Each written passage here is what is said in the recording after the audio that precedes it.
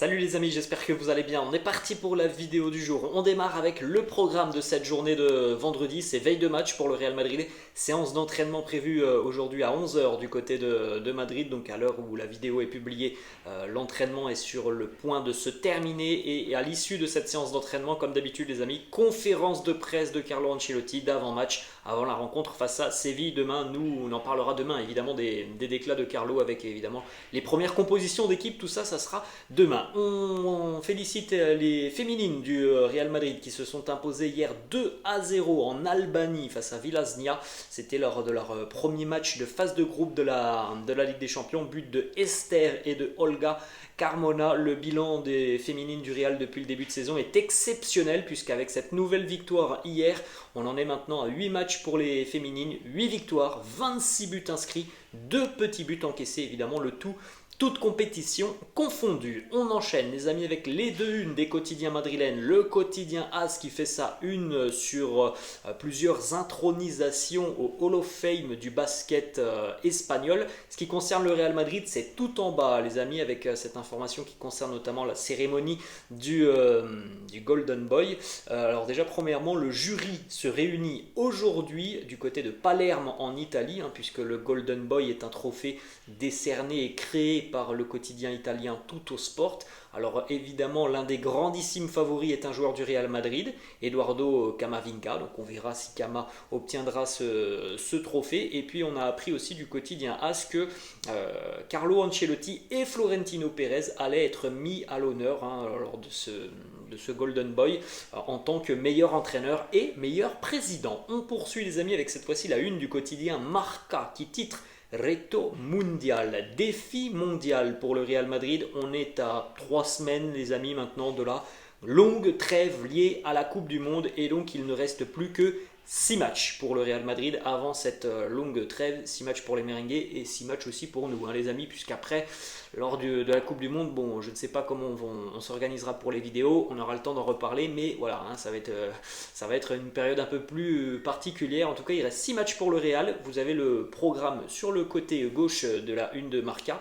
Séville ce week-end, Leipzig en Ligue des Champions, Gérone, le Celtic, le déplacement du côté de Vallecas face au Rayo Vallecano et la réception de Cadix. L'objectif pour les merengues sur ces 6 prochains matchs, c'est tout simplement de rester invaincus avec, pour moi, l'objectif premier est d'assurer le plus rapidement possible la qualification en tant que leader du groupe de Ligue des Champions. Ça peut être fait dès la semaine prochaine du côté de Leipzig. Et puis après les amis, quand on regarde surtout le programme et le calendrier en Liga, les 4 prochains matchs donc d'ici à la trêve liée à la Coupe du Monde, franchement les amis, il y a une grosse possibilité de voir le Real Madrid faire le plein, c'est-à-dire 4 victoires et 12 points, ce qui pourrait emmener le Real à un total de 40 points avant cette trêve mondiale, ce qui serait énorme puisqu'on va affronter une équipe de Séville ce week-end qui est tout de même en grande difficulté, qui vient de changer d'entraîneur.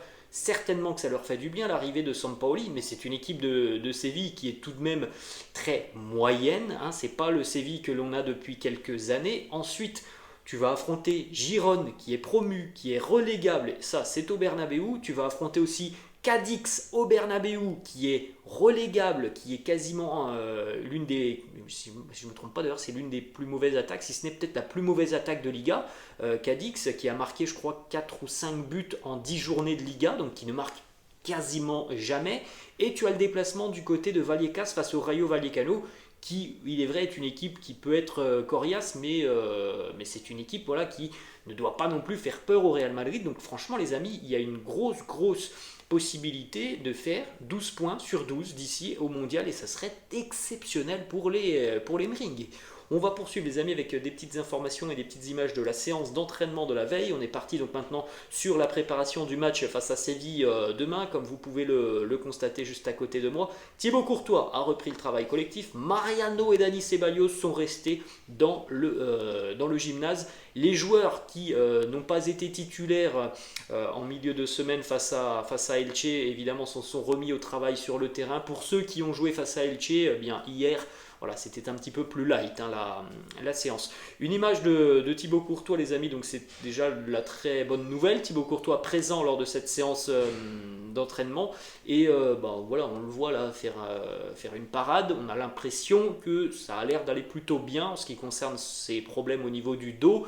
Donc il y a de très grandes chances que Thibaut Courtois soit disponible et titulaire demain face au FC Séville. Ensuite, on va poursuivre les amis avec une petite information qui concerne le deuxième but du Real qui a été refusé pour hors-jeu face à Elche. Vous vous souvenez de cette situation, le 1-2 magnifique entre Karim Benzema et David Alaba. Alors il faut savoir qu'hier j'avais répondu d'ailleurs à des commentaires, certains qui me disaient, je crois 2 ou 3 commentaires qui m'ont dit voilà, il n'y a pas hors-jeu sur ce but. J'ai dit c'est vrai qu'il semble très limite, faisons confiance à la VAR. Et bien force est de constater qu'on ne devait pas faire confiance à la VAR puisque hier la Fédération espagnole de football a envoyé une lettre aux dirigeants du Real Madrid afin de s'excuser car le but inscrit par David Alaba sur cette belle combinaison avec Karim Benzema était valide. Il a été refusé à tort. Ils ont confirmé que c'était une erreur de leur part et qu'ils allaient travailler pour empêcher que cela ne se reproduise en Liga. Il a été jugé donc au niveau de l'épaule, le hors-jeu de Karim Benzema, et au final, il n'y avait pas de hors-jeu de Karim. Donc, bon, pas d'incidence les amis, il y a une victoire pour le Real Madrid, mais c'est tout de même une erreur voilà, qui ne doit pas se reproduire. Si on fait appel à la VAR, c'est justement pour limiter ce genre d'erreur. Et là, malheureusement, on apprend que voilà, ce but aurait dû être valable. En plus, comme on l'a souligné déjà depuis 48 heures, les amis, dans la construction, le but est magnifique. Et c'est dommage de se dire que ce but a été injustement refusé au merengue. Autre information, les amis, avec cette fois-ci quelque chose qui concerne le derby entre l'Atlético et le Real il y a quelques semaines. Vous vous souvenez de tout ce qui s'était passé autour de Vinicius, de nombreuses insultes à caractère racial. Il faut savoir qu'environ une dizaine de fans de l'Atlético Madrid ont été bannis pour 6 mois d'accès à tout événement sportif. Ils ont reçu aussi une amende de 3 000 € suite à ces incidents survenus pendant le derby face au Real. On va continuer les amis avec quelques déclarations de Karim Benzema, évidemment quelques jours après le Ballon d'Or. On a plusieurs interviews maintenant qui commencent à sortir en ce qui concerne Karim. Et voilà, quelques déclats notamment sur la saison passée, l'un de ses moments préférés aussi en Ligue des Champions, hormis la remontada face au PSG, ça a été ses 3 buts et son triplé face à Chelsea. Il nous dit contre Chelsea, j'ai aimé mes 3 buts qui sont différents et très importants. Mais si je devais en choisir un, je retiendrais le premier pour l'action collective. Tout le monde touche le ballon, il y avait du mouvement et c'est un football que j'aime. Franchement, moi les amis, je me souviens du premier but de Karim face à Chelsea. Il est magnifique. Vous l'avez là, l'image arrêtée. Vous vous souvenez de cette tête décroisée qui était somptueuse, et si je me trompe pas, je crois que ça vient de Vinicius sur le côté, sur cette situation d'une belle et longue séquence sur le côté gauche merengue. Mais il m'avait marqué, moi, ce but de la tête décroisé. D'ailleurs, les 2 premiers buts sur cette rencontre sont des buts de la tête incroyables de Karim. Et puis le troisième, en tout début de seconde mi-temps, on s'en souvient, les amis, c'était sur une erreur du gardien des Blues de Chelsea.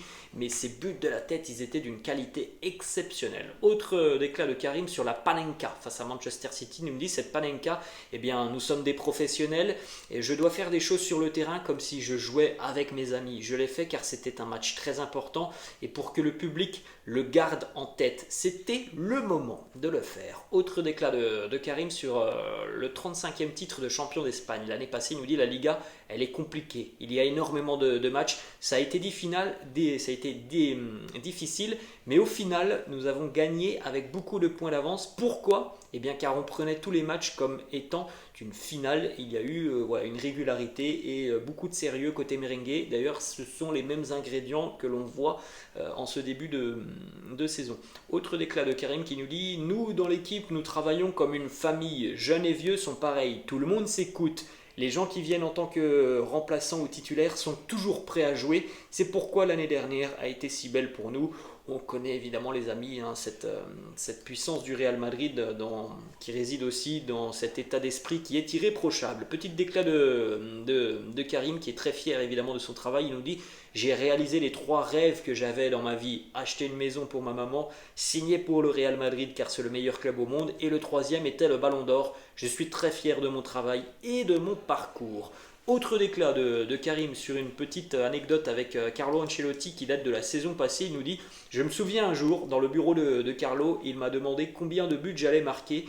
Il a fait un pari et il m'a dit: je crois que tu peux marquer 50 buts. Comme je suis quelqu'un de très confiant, déterminé et ambitieux, je lui ai dit d'accord. On rappelle aussi les amis que cette année, Carlo a pris un pari avec Fede Valverde, au moins 10 buts. Fede en est déjà à 6, on n'est même pas à la fin du mois d'octobre. On termine avec une dernière déclat de Karim, les amis, qui évoque la saison à venir, et Karim est très confiant par rapport à cette saison à venir.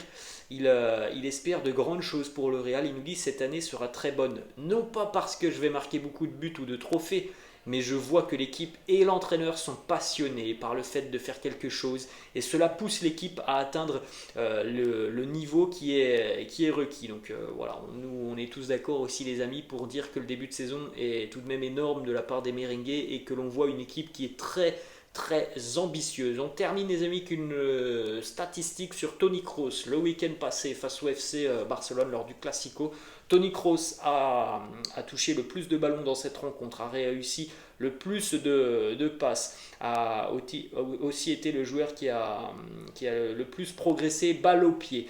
Il a aussi parcouru la plus longue distance au cours de cette rencontre. Il a réalisé le plus de tacles, il a réalisé le plus de pressing, il a réalisé le plus de blocs défensifs. C'est une prestation, et ça restera une prestation une nouvelle fois XXL du milieu de terrain allemand. Voilà les amis, la fin de cette vidéo. J'espère que ça vous a plu. N'hésitez pas comme d'habitude à lâcher un petit pouce bleu. N'hésitez pas non plus à vous abonner à la chaîne les amis. Et nous on se retrouve donc demain, la vidéo d'avant-match face au FC Séville. Je vous laisse et je vous souhaite une très bonne journée. Ciao.